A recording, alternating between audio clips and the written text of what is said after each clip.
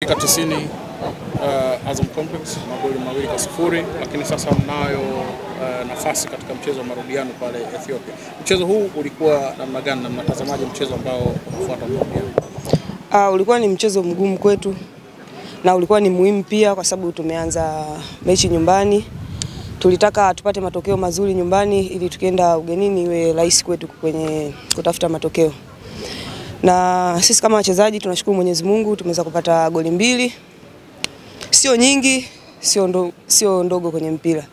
Kwa hiyo tunarudi mazoezini kusikiza maelekezo ya mwalimu nini atatuambia kwa ajili ya kujiandaa mechi inayofuata.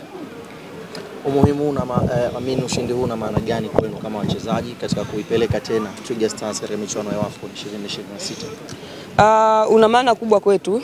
Ingawa mechi bado haijaisha, kuna mechi moja iliyobaki, lakini ushindi huu unatupa nguvu na morali ya kwenda kupigana kwamba tumebakiza dakika 90 kucheza kupata matokeo ili tuweze kwenda AFCON inayofuata. Support ya Tanzania imechangia kwa kiasi gani kupata ushindi huu? Tunawashukuru, wamejitokeza kwa wingi, wametupa support kubwa sana.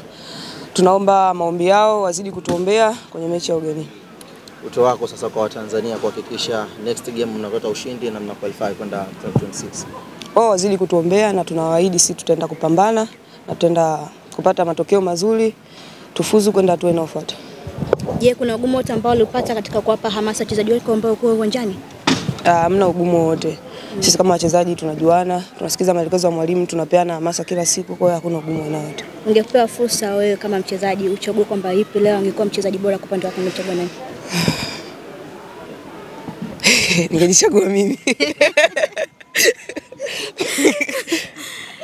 Tungependa kusikia chochote kutoka kwako ikiwa kama nahodha wa timu hii hususan kuendelea katika mechi ifuatayo na kufuzu katika hii AFCON.